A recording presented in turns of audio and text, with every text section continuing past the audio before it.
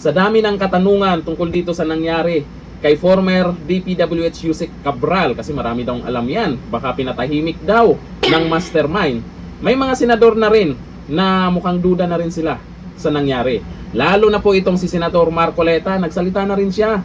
Pero bago natin panoorin ang video na yan, dito muna tayo kay Senator Kiko Pangilinan. Eto, sinare po niya ang balitang yan tungkol sa nangyari po kay former DPWH Yusek Cabral.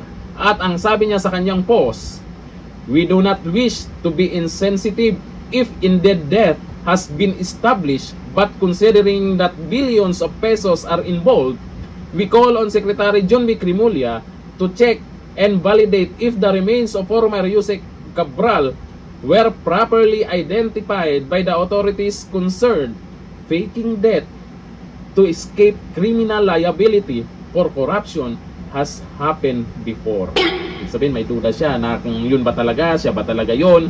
At dito naman kasi sa paliwanag nakaraan ng driver niya, marami pong mga nagtatanong bakit kailangan niyang iwanan na itong si Yusek Cabral hindi basta-bastang tao to.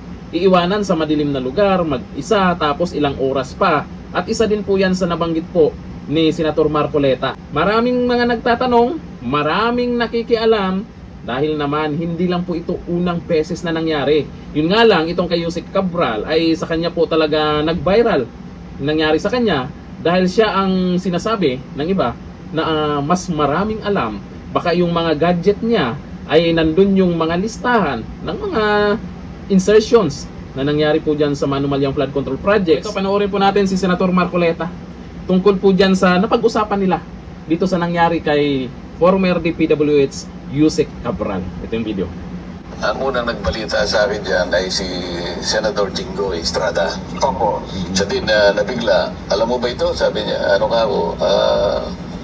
Natagpuan daw na wala ng buhay si dating Yusek Catalina Cabral. Oo. Yun. Doon ko nabalitaan. Siguro maganda, basahin natin yung buong balita. Sige, Para magkaroon tayo ng tamang konteksto, no? context. Ayun. Ang ulat po dito ay nakita siya sa gilid ng Buwet River sa Quezon Road. Unay walang malay at hindi mo nagre-respond. Nakuha siya ng mga rumusponde na hating gabi. Nadala pa sa dineklarang patay ng doktor na si Gian Frances Salinas, 12:02 ng hating gabi. Ang driver naman po ni Cabral, ang pangalan ay Ricardo Muñoz Hernandez, siya ang huling kasama ni Cabral. At sa kanyang kwento, binabagtas po nila ang Quezon Road mula Baguio nang magsabi si Cabral na ibaba siya sa Purok Maramal, Sitio Camp 5 sa Barangay Camp 4 alas 3 ng hapon. Nagsabi niya ito na iwanan lang siya doon. Pero dalawang pangyayari ito, Jen, ha? Una ay dumaan sila sa lugar, bumaba sila, pero sinita sila ng polis. Opo, pinalis kasi pinalis sila. Makahanib daw po sa lugar na yun. Ang sabi ng driver, bumalik sila sa may malapit sa hotel, kumain, at nagpunta sa hotel. Bago bumalik ulit rito. Yung sa site, sa area pa rin yun. Ibig sabihin, dalawang beses sila pumunta. Oo. At yung sa second time, dito na nagpaiwan si Cabral. At sabi sa driver, balikan mo na lang ako. Iniwan naman. Nung pagbalik niya ng bandang alas 5 na ng hapon, hindi na niya makita si Cabral. Bumalik si Hernandez sa hotel, kung saan sila naka-check-in.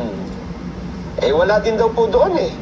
Kaya bumalik siya sa Quezon Road View Deck, kung saan nandun ng Station 8 ng Baguio City Police Office. Humingi na siya ng tulong. Kasi gumabi na eh, na madilim na.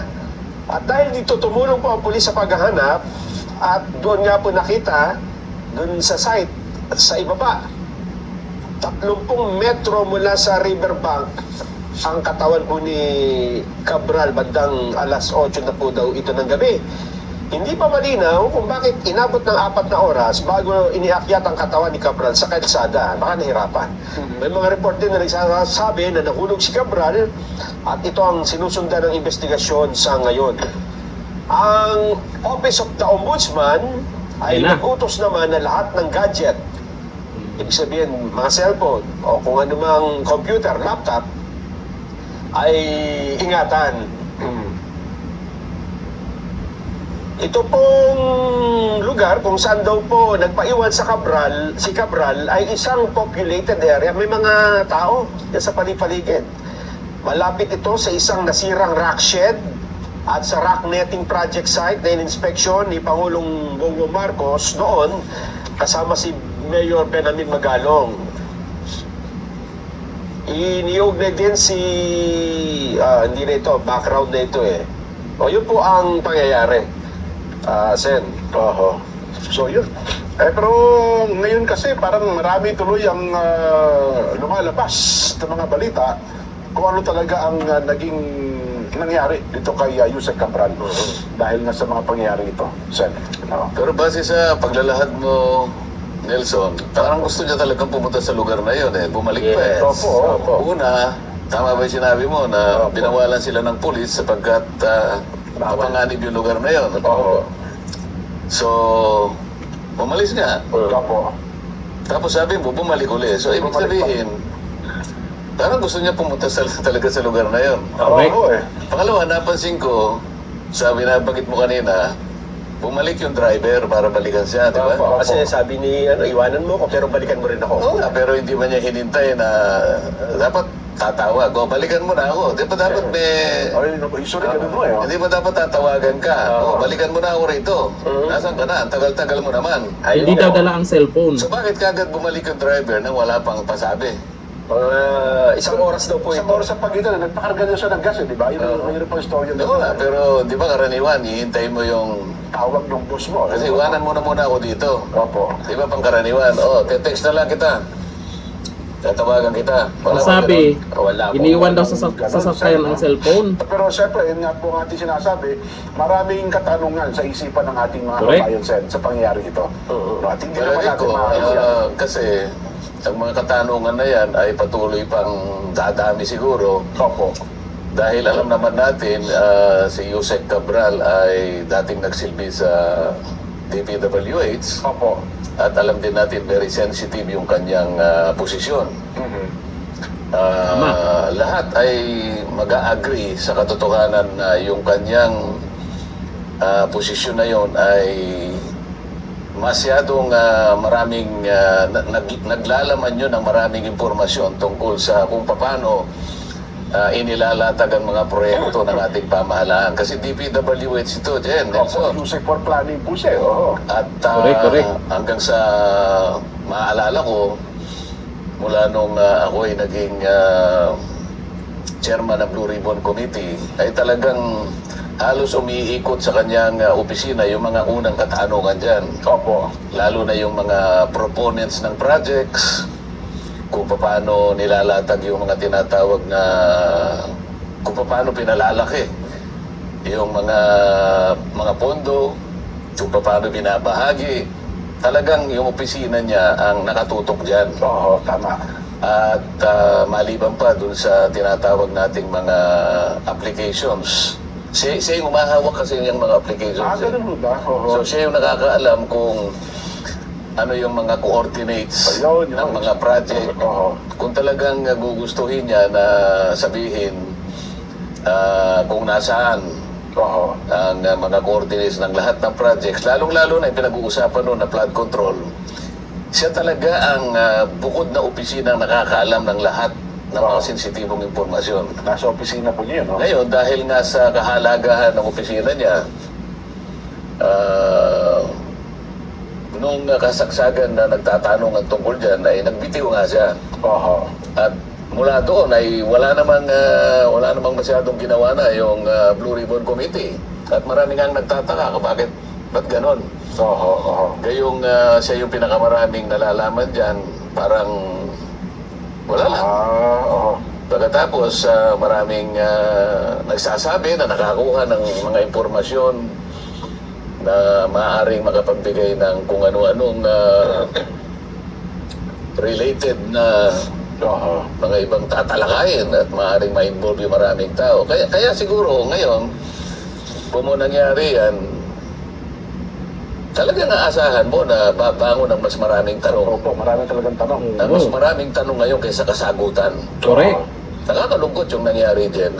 Ako, unang-una, dahil kakilala ko naman siya, sa trabaho ko sa Congress noon sa mababang kapulungan hanggang sa maging senador ako, may pagkakataon talaga na nakikikausap sa mga hearing. Opo. Kaya kilala ko naman siya ng personal. Ayun. Oh. Kaya hanggang sa ako'y maging Blue Ribbon Committee, nasama nga sa unang mga pagtatanong dahil nga sa sensitibong pwesto niya sa DPWH. Oho. Opo. O ngayon, nangyari nga ito, inaasahan natin na marami talaga yung magdududa Tama. sa nangyari sa kanya. At lalo pa nga, naalala ko, di ba, dapat nakatakda siya humarap sa ICI. Sa ICI noong December 15, Tapos hindi rin siya pumunta, no? kasi nakarating. Wala rin masabi kung Yan. Marami ngang nagdududa. Eh sana, yung mga pagdududa na yan, ay magkaroon po tayo ng kasagutan kung ano talaga yung totoong nangyari. Kaso nga lang, desisyon pa rin ng pamilya yan kung gusto nilang paimbestigahan, kung talagang siya ba yun, ano ba talaga yung totoong nangyari. Kasi marami ding nagduda doon sa paliwanag ng driver. At isa pa ha, bakit walang kamera? Wala bang kamera yung sasakyan nila? Para naman makita yung totoong pangyayari, kung totoo ba talaga yung kwento ng driver na pumunta sa ganito, pumunta sa ganon. Aming katanungan nga hanggang ngayon kung ano ba talaga yung totoong nangyari. Tapos wala din kasing pinakita na litrato or video. Doon sa video kasi ay nakabalot, hindi pinakita yung mukha. At marami ding nagdududa kung siya ba talaga yon. Yun din ang katanungan ng iba, siya ba talaga yon. Pero para sa akin naman, pwedeng siya talaga yon, pwedeng na-stress siguro dahil sa nangyari ngayon. May mga na kakausap na rin yan, malamang kasi siya yung maraming alam. Ang importante po sa ngayon, yung laman ng kanyang mga gadget, lalo na sa cellphone. Kung sino yung huling kausap niya, sino yung mga pangalan na nandun, or yung sa laptop niya, balita natin, mukhang nawala daw na itong nakaraan. Hindi lang natin alam kung totoo yan. Pero yun yung mga importante sa ngayon, na ang may hawak or maibigay nila dun sa taong mapagkatiwalaan. Kasi alam po natin, itong mga masterminds, gawin nila ang lahat para hindi sila maparusahan. Ang nakakabahala dito, dahil hindi lang ito kay Yusek Cabral nangyari, sino ba ang isusunod nila? Hanggang dito na, thank you. Bye-bye.